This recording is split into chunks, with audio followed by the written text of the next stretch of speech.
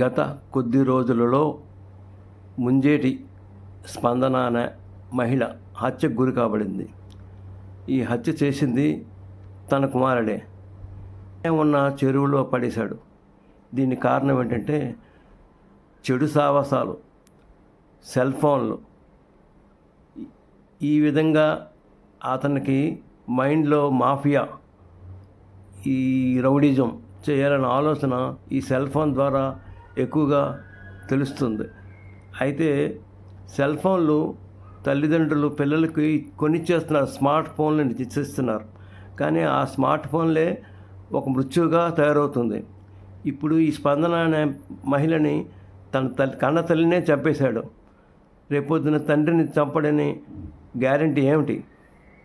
ఇలాంటి వ్యవహారాల్లో జరుగుతున్నాయి. ప్రతి తల్లిదండ్రులు చేయవలసింది ఏంటంటే పిల్లలకి స్మార్ట్ ఫోన్లు ఇవ్వద్దు.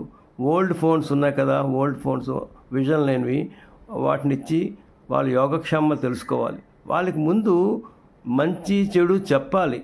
చెప్పినాడే వాళ్ళకి తెలుస్తుంది. వాళ్ళకి సెల్ ఫోన్ ఇచ్చాము, వాడిని అబ్జర్వ్ చేయకుండా, వాళ్ళు స్టడీ చేయకుండా, వాళ్ళు కౌన్సిలింగ్ చేయకుండా వదిలేస్తే వాడే బాగుపడతాడులే, వాడే చేసుకుంటాడులే అనుకుంటే ఇలాంటి ఘోరాలు చాలా జరుగుతుంటాయి. ఒకరిని చూసి ఒకరు ఇలాగ విపరీతంగా అయిపోతుంది. సమాజానికి ఇలాంటి పిల్లలు చీడపురుగులే ఉంటారు. కానీ 16 ఏళ్ల వయసు కుర్రవాడు తల్లిని చంపడం అంటే చాలా ఘోరమైన విషయం. తల్లి చదువుకోమని చెప్పినందుకే తన ప్రాణాలు పోగొట్టుకుంది. తల్లి ఏ తల్లి అయినా సరే పిల్లలకు మంచి చెప్తుంది కానీ చెడు చెప్పదు. అలాంటి తల్లిని పొట్టన పెట్టుకున్నాడు.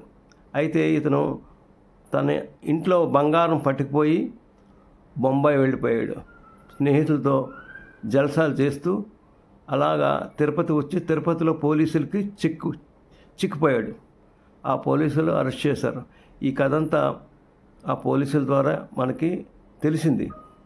మరి ఇలాంటి పిల్లల్ని మనం చాలా జాగ్రత్తగా చూసుకోవాలి. అంటే ప్రతి తల్లిదండ్రులు, ప్రతి పిల్లడు అలాంటి వాడు కాడు. కానీ మనం ప్రోత్సహిస్తున్న కొద్దీ వాళ్ళకి మైండ్ సెట్ వేరేగా ఉంటుంది.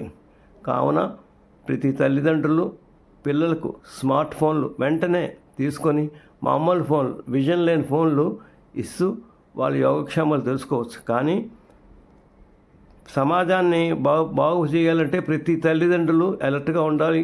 పిల్లలందు ఎప్పుడు అబ్జర్వేషన్ చేస్తూ ఉండాలి. ఇది ఇప్పుడు పెంచితే ఏముంటుంది? క్రమశిక్షణ పెట్టాలి. ఇది మంచి, ఇది చెడ్డ అని చెప్పాలి. చెప్పినాడే పిల్లలకు తెలుస్తుంది. వాడికి మామూలుగా చెప్పకపోతే ఏం తెలుస్తుంది? ఇది కాలుతుందిరా అని అగ్గిని పుడితే చిన్నపిల్లలకు తెలుస్తుంది. ఒకసారి టచ్ చేస్తే అమ్మ కాలిపోయింది, చెప్పాడు తాతయ్య చెప్పాడు, నాన్న చెప్పారు కాలుతుంది, కరెక్టే. ఇలాగా ఎన్నో ఎగ్జాంపుల్ చెప్తూ ఉండాలి. అలా చెప్తూ ఉంటే వాళ్ళకి తెలుస్తుంటుంది. వాళ్ళ మీద ఎక్కువ అబ్జర్వేషన్ పెట్టాలి. ఈ ప్రస్తుత కాలంలో నా యొక్క రిక్వెస్ట్, మీ అందరూ బాగుండాలని కోరుకుంటూ సెలవు తీసుకుంటున్నాను.